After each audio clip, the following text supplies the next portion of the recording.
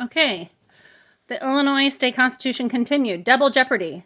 The prohibition on double jeopardy prohibits three major kinds of actions by the state. After acquittal on a charge, retrying the person for the same crime. After conviction on a charge, trying the person again for the same action, such as under a law allowing more severe punishment. For example, if a driver is convicted of reckless driving for running over a pedestrian, it would be double jeopardy to try the driver for reckless homicide. Punishing a person more than once for the same offense, such as by trials for two crimes that actually contain the same elements and consisted of the same wrongful acts.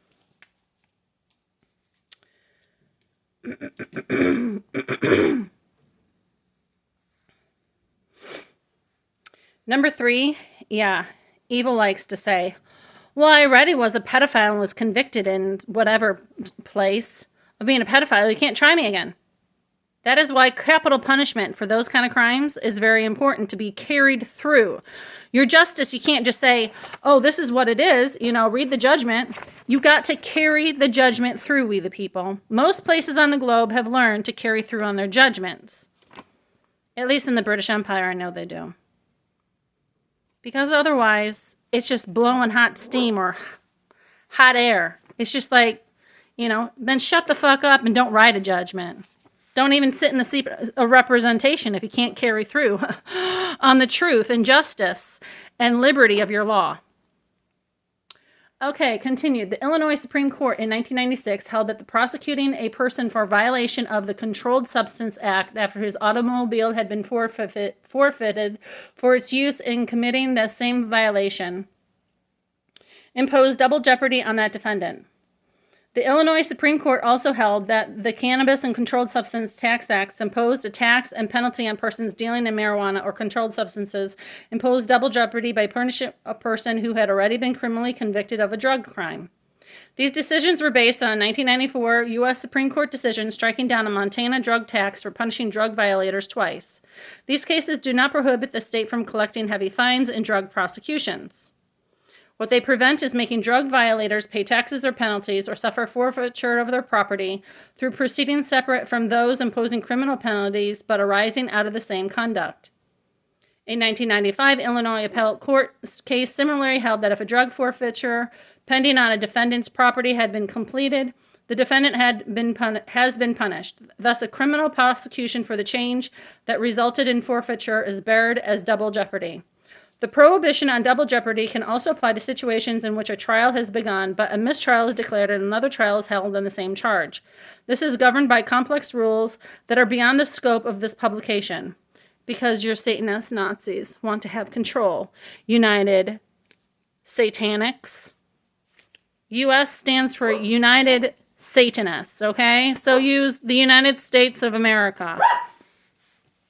Short of U.S. of A, yes. Section 11, limitation of penalties after convictions. All penalties shall be determined both according to the seriousness of the offense and with the objective of restoring the offender to useful citizenship. No conviction shall work corruption of blood or forfeiture of estate. No person shall be transported out of the state for an offense committed within the state. Courts sometimes hold that laws imposing punishments that seem disproportionate to the crimes involved violate the requirements that penalties accord with the seriousness of the crime. For example, the Illinois Supreme Court struck down a law making alteration of a vehicle drive-away sticker a Class 2 felony, while unauthorized possession of a certificate of title was two-step less serious, a Class 4 felony, and display of an unauthorized drive-away sticker was only a Class A misdemeanor. I don't know why anything with a vehicle is a felony, unless it's theft.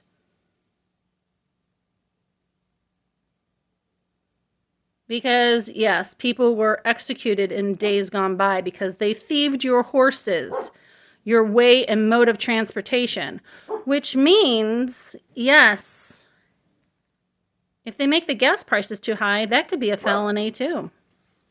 Because the horses that we have now that are metal, they eat gas, not grass.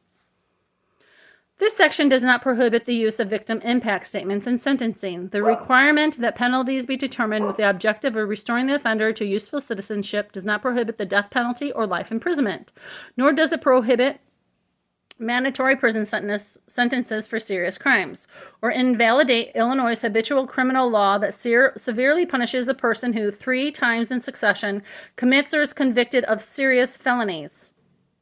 But Illinois appellate court cases have occasionally cited this section as support for reducing at least the minimum term of a prison sentence imposed at trial if the offender was young and under the original sentence would have spent most of his life in prison. The court opinions pointed out that if the offender appears to become rehabilitated, he must be released after the minimum term. But if not, he may be kept up for the maximum term sentence. Corruption of blood was an Old English punishment preventing a person from receiving or transferring property by inheritance. It is forbidden in federal prosecution for treason by a provision in the U.S. Constitution, which has not been held to apply to the states. This section's prohibition on corruption of blood does not invalidate laws that deny state contracts to firms involved in bribery, or that cuts off state pensions to persons convicted of felonies arising out of state service and their heirs. Despite the last sentence of this section, the Illinois Supreme Court has held that the state can constitutionally send prisoners to serve their sentences in other states under the Interstate Corrections Compact. The court held that the last sentence is violated only if transportation out of state amounts to cruel and unusual punishment.